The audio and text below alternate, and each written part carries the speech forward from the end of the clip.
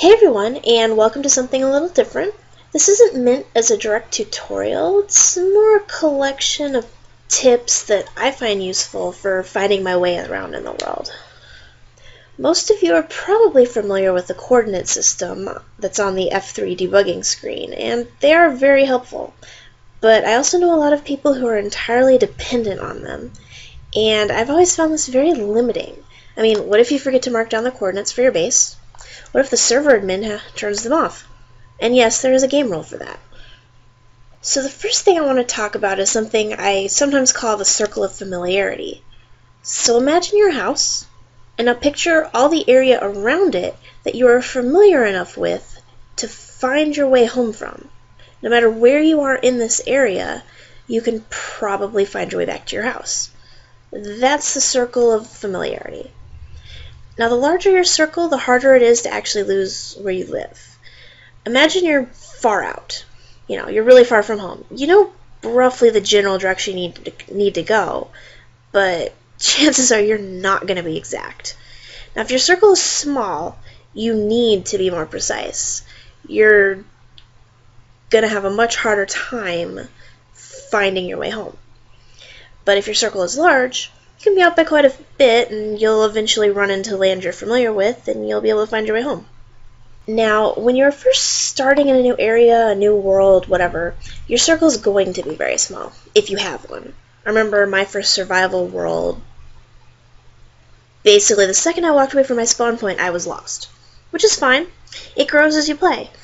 You naturally branch out, you got a farm over here, you've got a mine over there, you learn your way between it.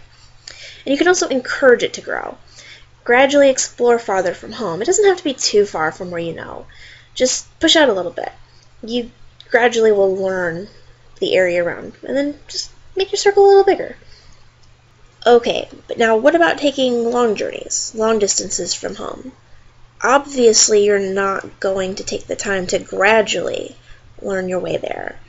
So in these cases, I find the most useful trick is to just travel in a straight line. This is a lot easier in Minecraft because, well, everything's made out of cubes. I mean, I'm not saying you have to stick to a one-block wide path. I mean, that's no fun. I mean, if I want to go over there and well, maybe not over there, but if I want to go look at this pond, go over here, and that's fine. Explore off to the sides. Just always come back to your line before you move too much farther.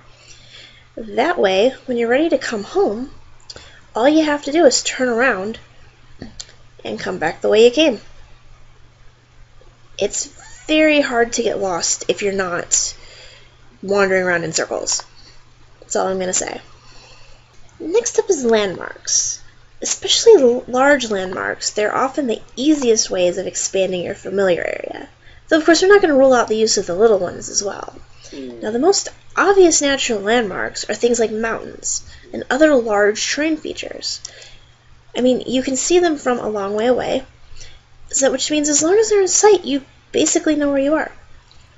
This right here is a mountain that's really not that far from our little shack over here.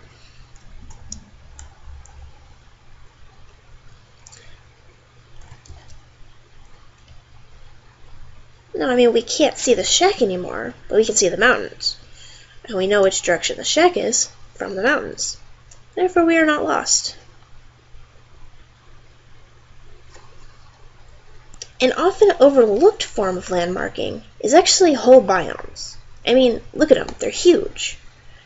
If you learn where the different biomes near your home are, and where they are in relation to your home, then you can find your way around just by knowing the biomes. Our hut here is in a plains, next to a desert and a forest. Which means if you're traveling a long way out, and in the distance you see a forest, a plains, and a desert, chances are good that it could be where you're headed. Next up are rivers. Just as in the real world, these form natural roads. So you can follow one out away from your base, and then turn around and follow it back home.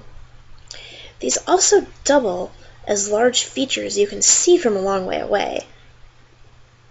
And then we cannot forget the little landmarks, the small features that you might not be able to spot from a distance, but coming across them tells you that you're somewhere that you know. For example, this here is a vertical cave entrance. I mean, you don't see a ton of these in Minecraft, and it stands out in the sand. It's also rather near our base. So if you're wandering along in the dark and you find this hole, hey, guess what? Home's over there. In my single-player world, there was a lava pit with like a single block of stone and a pig sitting on it. Just things like that. Maybe an interesting grouping of cactus, or, you know, that tree that looks like it's got a twin growing out of its head. Just things like that. The little things that tell you you're somewhere familiar. Another cave entrance. So what about non-natural landmarks? The first of these I want to talk about is the use of light. The only natural source of light in the overworld is the small lava pools. Any other light indicates player activity.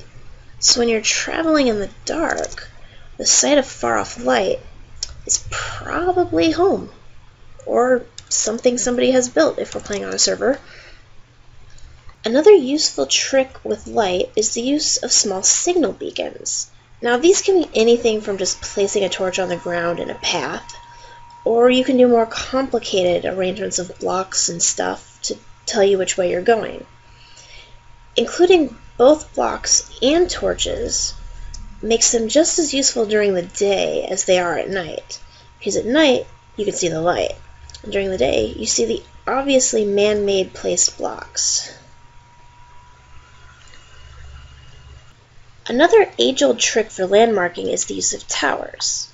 Now, it's often made fun of as being for new players or noobs or whatever, but a simple cobblestone tower is visible from far away, and whether it's permanent or temporary, it's very useful for marking a location. If you want to be really obvious about it, coat the tower liberally with lava. It's safe, probably. For more aesthetically pleasing installations, you can always theme your tower as a watchtower, or really anything you want. So the last form of landmark I want to talk about is just our own general constructions.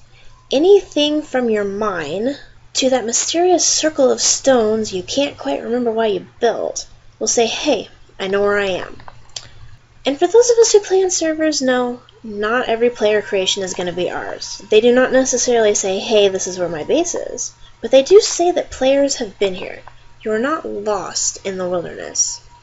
And other players' bases often house portals, or even roads leading back to spawn. Needless to say, you probably want to head towards anything that looks like a person has been there if you're lost. So in conclusion, I guess what I want to emphasize is just pay attention when you travel. Chances are you're passing up lots of things that you could use to find your way home, and if you simply look around and notice them once in a while, you'll hopefully be able to notice them again on your way back, and just follow them right to where you left. Thank you guys for watching. Hopefully this was helpful.